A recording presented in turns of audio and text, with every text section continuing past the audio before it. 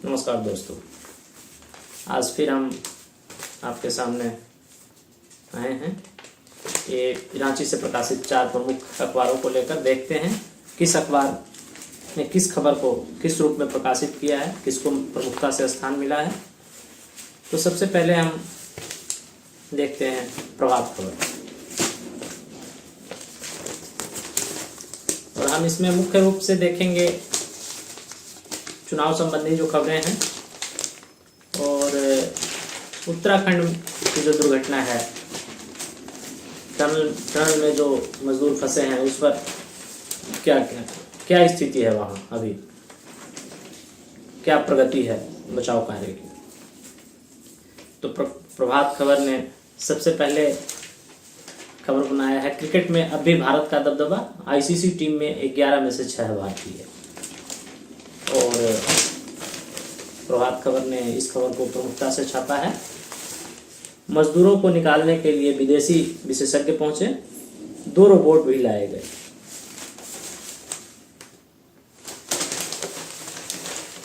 उत्तरकाशी सुरंग हादसा 10वां दिन है आज।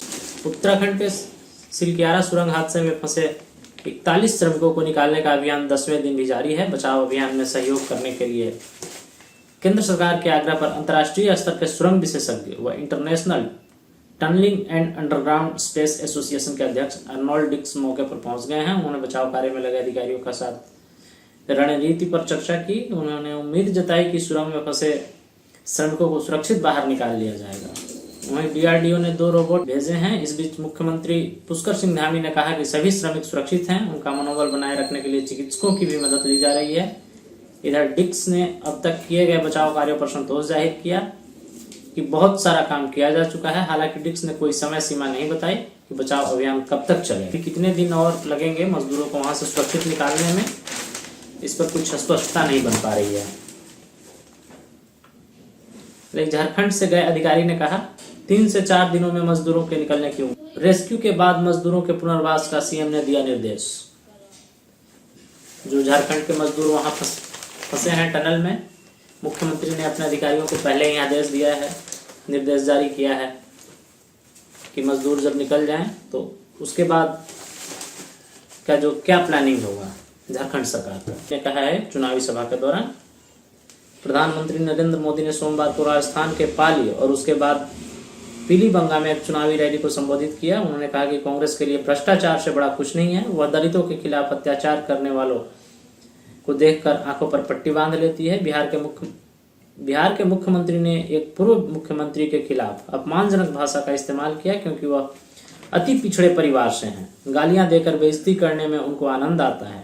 कांग्रेस के नेता में इसे गलत कहने का विवेक नहीं है। केंद्रीय मंत्री अमित शाह ने तेलंगाना के जनगांव में कहा, भाजपा सत्ता में आई तो भ्रष्टाचारियों को सलाखों के पीछे भेजा जाएगा। पिछड़ी जाति का नेता राज्य का सीएम होगा।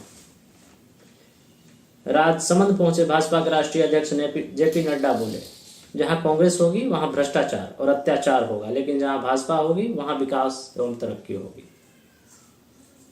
कांग्रेस नेता प्रियंका गांधी वाड्रा केकड़ी अजमेर में बोली, जो लोग धर्म या जाति के नाम पर वोट मांगते हैं वे अपने काम के आधार पर वोट नहीं मांगते। अजमेर में बोले यूपी के सीएम योगी आदित्यनाथ, कांग्रेस के खिलाफ वोट देकर राम के अस्तित्व पर प्रश्न खड़ा करने वालों के स्वयं के अस्तित्व पर प्रश्न। किसी ने भी मुद्दों पे बात नहीं की। चुनावी सभाओं में मुद्दों की बात नहीं करते हैं, केवल धर्म और आरक्षण की बात।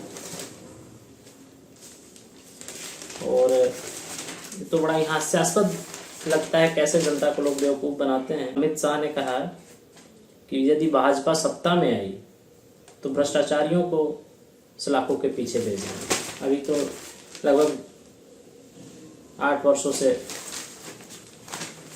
बीजेपी केंद्र में सत्ता में है,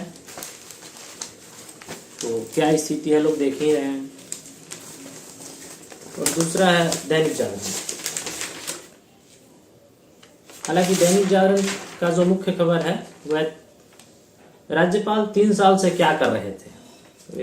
सुप्रीम कोर्ट ने कहा है तमिलनाडु एवं केरल से संबंधी एक मामला जो कि सुप्रीम कोर्ट में सुनवाई के लिए है, उस पर है।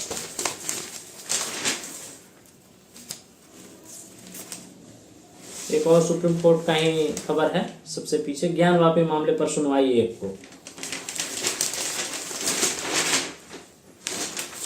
और चुनाव संबंधी जो खबरें हैं उसमें सनातन को खत्म करना चाहती है कांग्रेस, प्रधानमंत्री ने कहा है। राजस्थान में मोदी ने कहा कांग्रेस के लिए वंशवाद की राजनीति ही सब कुछ। प्रधानमंत्री नरेंद्र मोदी ने सोमवार को राजस्थान के पाली और पीलीबंगा के चुनावी जनसभाओं को संबोधित किया। इस दौरान उन्होंने कहा कि कांग्रेस सनातन को खत्म करना चाहती है। कांग्रेस और उसके साथी सनातन को खत्म करने का ऐलान कर रहे हैं। सनातन को खत्म करने का मतलब राजस्थान की संस्कृति खत्म करना है। भ्रष्टाचार, तुष्टीकरण और वंशवाद को लेकर कांग्रेस का पर निशाना साधते हुए पीएम मोदी ने कहा कि कांग्रेस के लिए वंशवाद की राजनीति ही सब कुछ है। तुष्टीकरण के अलावा कांग्रेस को कुछ नहीं सूझता। कांग्रेस सरकार तुष्टीकरण की राजनीति के अलावा कुछ भी नहीं सोचती है। तुष्टीकरण की राजनीति का असर क्या होता है यह पिछले 5 साल में राजस्थान को देखा है। यह पिछले 5 साल में राजस्थान में देखा है। कांग्रेस ने राजस्थान को दंगों में झोंक दिया। दंगाई और आतंकी मानसिकता रखने वाले के हौसले बुलंद हैं। राजस्थान में दलितों पर अत्याचार, कांग्रेस ने आंख मूंद ली। पीएम ने नारा दिया, कमल चुनेगा राजस्थान, बंद करो तुष्टीकरण की दुख। इस दौरान उन्होंने कहा कि आज मैं आपको गारंटी देने आया हूं कि जिन्होंने गरीबों को लूटा है उन्हें बख्शा नहीं जाएगा। राजस्थान में वह एक दिन दूर नहीं जब गरीबों को लूटने वालों को सलाखों के पीछे डाला जाएगा। हालांकि प्रधानमंत्री की गारंटी तो हर जगह देते हैं, लेकिन उसके पीछे टर्म कंडीशन लगा कर देते हैं शायद, क्योंकि आज तक तो कोई भी गारंटी इन्होंने पूरा नहीं किया है। और वहीं तेलंगाना में मोर्चा अमित शाह ने संभाल रखा है और राजस्थान में मोदी जी हैं। तो तेलंगाना में सरकार बनी तो खत्म करेंगे मुस्लिम आरक्षण, शाह। चुनावी सभा में यही मुख्य रूप से उन्होंने कहा। तेलंगाना में 30 नवंबर को होने वाले विधानसभा चुनाव से पहले गृह मंत्री अमित शाह ने सोमवार को कहा कि भाजपा मुस्लिम समुदाय के 4% आरक्षण को खत्म कर देगी और इसे अनुसूचित जाति, अनुसूचित जनजाति और अन्य पिछड़ा वर्ग के बीच वितरित करेगी। भाजपा की सरकार बनने पर राज्य में धर्म आधारित आरक्षण को खत्म कर SC, ST और OBC का आरक्षण बढ़ाया जाएगा एवं इसके हितों को सुरक्षित किया जाएगा। एक ऐसा राजनीति है, किसी दूसरे के हाथ से छीनकर किसी दूसरे को दे देना, अवसर पैदा करने की बात नहीं करते हैं। एक का आरक्षण खत्म कर दूसरे को उसमें स्थान देने की बात कहाँ तक जायज है तो जनता को तय करना होगा। और हिंदुस्तान अब है मेरे हाथ में। हिंदुस्तान में झारखंड से एक खबर है, बीजेपी लोकसभा चुनाव की भी तैयारी में है। जनता और कार्यकर्ताओं की नजर में योग्य प्रत्याशी की तलाश, उम्मीदवार चुनने के लिए भाजपा करा रही है सर्वे, ये खबर है। और इसमें भी टनल में फंसे श्रमिकों के बचने की उम्मीद जगी, हिंदुस्तान में छपा है। झारखंड के 15 समेत 41 श्रमिक 9 दिन से फंसे हैं उत्तरकाशी में। आज 10वां दिन है। इसमें क्या छपा है,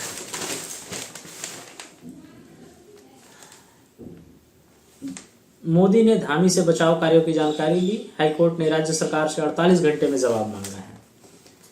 मजदूरों के टनल में फंसने का मामला सोमवार को उत्तराखंड उच्च न्यायालय में पहुंच गया। एक एनजीओ की याचिका पर उच्च न्यायालय ने मामले को गंभीरता से लेते हुए राज्य सरकार से 48 घंटे में जवाब देने को कहा है। और इसमें जो चुनावी खबर है उसमें तेलंगाना में मडिगा समुदाय को आरक्षण देंगे, शाह ने कहा है। और जो उस अखबार में छपा है कि मुस्लिम आरक्षण को खत्म करेंगे, इसमें उसी खबर को इस रूप में दिया गया है, तेलंगाना में माडिया समुदाय को आरक्षण देंगे। प्रदेश के विकास को प्राथमिकता देने वाली सरकार जरूरी, मोदी। महंगे दाम पर पेट्रोल की बिक्री का आरोप लगाया है प्रधानमंत्री ने राजस्थान की सरकार पर। राजस्थान सरकार पर आरोप लगाते हुए प्रधानमंत्री मोदी ने कहा, दूसरे राज्यों की तुलना में यहाँ की सरकार महंगे दाम पर पेट्रोल बेच रही है। राजस्थान के पड़ोसी राज्य में भाजपा की सरकार है और यहाँ पर पेट्रोल 97 रुपए लीटर बिक रहा है। प्रधानमंत्री ने कहा, राज्य में भाजपा की सरकार बनी तो पेट्रोल डीजल की कीमतों की समीक्षा होगी। इसका सीधा लाभ गरीब और मध्य वर्गीय परिवार को मिलेगा। किसान गरीब विरोधी सरकार। प्रधानमंत्री मोदी ने इस दौरान राज्य की कांग्रेस सरकार पर तीखे प्रहार किए। उन्होंने कहा कि राजस्थान की कांग्रेस सरकार के लिए भ्रष्टाचार और परिवारवाद से बड़ा कुछ नहीं है। सरकार दलितों पर अत्याचार करने वालों के खिलाफ पट्टी बांध लेती है। उन्होंने कहा, राजस्थान की सरकार किसान और गरीब विरोधी है। राज्य की सरकार ने इस वर्ग के उत्थान के लिए कोई फैसला नहीं किया है, जबकि भाजपा किसान और गरीबों पर ध्यान रखती है। वहीं गहलोत ने कहा है, मुद्दों की बात नहीं करते विरोधी दल। केंद्र पेट्रोल के दाम कम करना चाहता है तो उत्पाद शुल्क घटाए। प्रधानमंत्री की समीक्षा वाली बात पर जवाब दिया है गहलोत ने। राजस्थान के मुख्यमंत्री अशोक गहलोत ने सोमवार को कहा कि राज्य में चुनाव प्रचार के लिए आ रहे भाजपा के सभी नेताओं की भाषा एक जैसी है, वे मुद्दे की बात नहीं करते हैं। इसके साथ ही गहलोत ने कहा कि अगर केंद्र सरकार पेट्रोल के दाम कम करना चाहती है तो उसे उत्पाद शुल्क घटाना चाहिए। विपक्षी दल भाजपा के प्रस्तावित रोड शो पर गहलोत ने कहा कि वह सब उनका दिखावा है। गहलोत ने कहा कि भाजपा के जितने भी नेता आ रहे हैं, चाहे कोई केंद्रीय मंत्री या अन्य राज्य के मुख्यमंत्री, सबके भाषण एक जैसे ही हैं। 5 साल में हमने दलितों, पिछड़ों, युवाओं और किसानों के लिए जो काम किया है उस पर कोई बहस नहीं हो रही है। गहलोत ने कहा उस पर वह नहीं बोलेंगे, वे खाली गैर मुद्दों को मुद्दा बनाएंगे, वे एक ही भाषा बोल रहे हैं। तो ये देखिए, अभी हम आपको अंतर दिखाते हैं कैसे एक ही खबर को 2 अखबारों में कैसे लिखा गया है। तेलंगाना में जो अमित शाह की चुनावी सभा को कवरेज करते हुए जो लिखा गया है, हिंदुस्तान ने लिखा है, तेलंगाना में मडिगा समुदाय को आरक्षण देंगे शाह। और इसी खबर को जागरण ने इस रूप में लिखा है, तेलंगाना में सरकार बनी तो खत्म करेंगे मुस्लिम आरक्षण। दोनों खबर एक ही है, यहां भी वही बात है। मुस्लिम आरक्षण को खत्म करके मडिगा समुदाय को आरक्षण देने की बात शाह ने कही है। तेलंगाना में मुस्लिमों को मिलने वाला 4% आरक्षण खत्म कर उसे अनुसूचित जाति, अनुसूचित जनजाति और पिछड़ा वर्ग में बांटा जाएगा। केंद्रीय गृह मंत्री अमित शाह ने एक घोषणा सोमवार को जगीत्याल में एक चुनावी जनसभा को संबोधित करते हुए कहा। उन्होंने बताया कि हमने फैसला किया है कि मडिगा समुदाय को अनुसूचित जनजाति के तहत आरक्षण मिलेगा। तो देखिए, भाषा बदलने से खबरें वही है, केवल भाषा बदल गया है, शब्दों का चयन बदल गया है। एक नज़र में पहली बात यदि आप पढ़ेंगे, पहली नज़र में अलग ही संदेश है। इसने बनाया है मुख्य खबर, उत्तराखंड प्राकृतिक नहीं, अंदर डंपर की टक्कर से गिरा गर्डर और भरभरा कर ढहा गया। हमने 3 अखबार देखे, तीनों में किसी में भी, हालांकि एक में तो जगह भी नहीं दिया गया है इस खबर को, दैनिक जागरण में, बाकी 2 में जो खबर छपी है, और एक तीसरा हम देख रहे हैं भास्कर, इसमें कारण भी बताया गया है, क्यों गिरी, आखिर टनल क्यों धसी। तो बचे कामगारों ने बताया डंपर अभी मलबे में ही दबा है, यही हादसे की वजह है। जो हादसा हुआ उसका वजह एक डंपर है, प्रकृति नहीं है। उत्तराखंड के सिरकियारा डंडालगांव टनल के 60 मीटर हिस्से में मलबा गिरने की वजह प्रकृति नहीं, मानवीय है। 12 नवंबर सुबह करीब 5:30 बजे जब मलबा गिरना शुरू हुआ तब मौके पर एक डंपर भी था। यह खुलासा हादसे के दौरान डंपर से कूदकर जान बचाने वाले एक मजदूर ने किया है। उसने बताया पिछले कुछ दिनों में सुरंग के मेन गेट से 200 से 270 मीटर अंदर मलबा गिर रहा था। इसे रोकने के लिए कंस्ट्रक्शन कंपनी के इंजीनियरों ने लोहे के गार्डर लगा दिए थे। 2 गार्डर टनल की दीवार के सहारे और एक इनके ऊपर लगाया गया था। हादसे वाले दिन यानी 12 नवंबर को डंपर सुरंग से मलबा लेकर बाहर आ रहा था। इसी बीच उसका पिछला हिस्सा गार्डर से टकरा गया। मैं डंपर में खिड़की की तरफ था, टकराने की आवाज सुनते ही कूदकर भागा। फिर पीछे देखा तो सुरंग मलबे से भर गई थी और डंपर भी दब गया। ड्राइवर भागा या नहीं मुझे नहीं पता। इस मजदूर की बात की पुष्टि बिहार, झारखंड और ओडिशा के उन मजदूरों ने भी की है जो हादसे से ठीक पहले वहां से बाहर निकले। यानी मानवीय लापरवाही के कारण यह हादसा हुआ है और जो 41 मजदूर फंसे हैं। शुरुआत में तो यह समझा जा रहा था कि जो टनल बन रहा है, टनल अचानक से वो धस गया, लेकिन अचानक से नहीं धसा, वो मानवीय भूल के कारण पहले से ही शुरुआत हो चुका था। तो किसी तरह खंभे के सहारे उसको रोक करके रखा था कंस्ट्रक्शन कंपनी ने, वहाँ के इंजीनियरों ने, लेकिन एक डंपर से झटका लगने के कारण इसके बाद देश में गेहूं का रकबा 3% तक कम, अगले साल आटा महंगा हो सकता है, यह खबर है। देखिए एक और खबर, तो भी महत्वपूर्ण खबर ही कहना चाहिए। आज प्रदूषण एक बहुत ही भयानक, प्रदूषण विकराल रूप लेता जा रहा है। बड़े बड़े शहरों में जो है, खास करके दिल्ली जैसे शहर में लोगों का जीना मुश्किल हो रहा है, सांस लेना मुश्किल हो रहा है, वहाँ की हवा गंदी हो गई है। तो उस पर एक खबर है, मौसम में बदलाव से जुड़ी 91% मौतें विकासशील देशों में होती हैं। 1% अमीरों का कार्बन उत्सर्जन, 66% गरीबों से ज्यादा। यह 13 लाख मौतों का कारण बनने के लिए काफी है। वैश्विक कार्बन उत्सर्जन में अमीरों का 16% हिस्सेदारी। दुनिया भर के 1% अमीर 66% गरीबों की तुलना में ज्यादा कार्बन उत्सर्जन के लिए जिम्मेदार हैं। स्टॉकहोम एनवायरनमेंट इंस्टीट्यूट, ऑक्सफैम और कुछ अन्य विशेषज्ञों द्वारा वैश्विक जलवायु असमानता पर अब तक के सबसे अधिक अध्ययन द ग्रेट कार्बन डिवाइड के अनुसार सबसे अमीर 1% लोगों द्वारा साल 2019 में किया गया 590 करोड़ टन कार्बन उत्सर्जन आने वाले दशकों में 13 लाख लोगों की गर्मी से संबंधित मौतों के कारण बनने के लिए काफी होगा।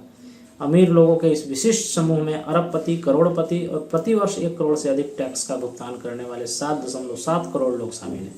यहाँ तक कि अमीरों के सुपर यार्ड, प्राइवेट जेट, हवेलियां, अंतरिक्ष उड़ानें और प्रलय के बंकरों से होने वाला 0.1% का असाधारण कार्बन फुटप्रिंट ग्लोबल वार्मिंग को 1.5 डिग्री के चरम पर पहुंचाने के लिए आवश्यक ऊपरी स्तर पर 77 गुना ज्यादा है। रिपोर्ट से यह भी पता चला कि सबसे ज्यादा उच्च आय वाले देशों का वैश्विक उपभोग आधारित कार्बन उत्सर्जन 40%, जबकि कम आय वाले देशों का सिर्फ 0.4% योगदान था।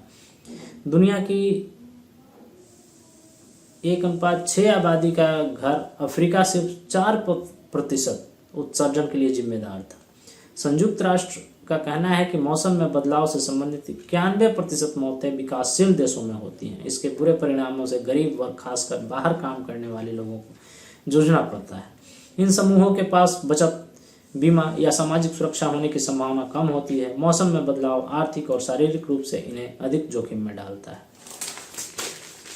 तो विकास की एक तस्वीर यह भी है, एक तरफ विकास, दूसरी तरफ एक तरफ जो विकास का हम बढ़ाते हैं वो 2 कदम विनाश की तरफ हमें ले जा रहा है।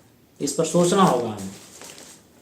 विकास टिकाऊ होना चाहिए, जन कल्याणकारी होना चाहिए और प्रकृति के साथ समन्वय के साथ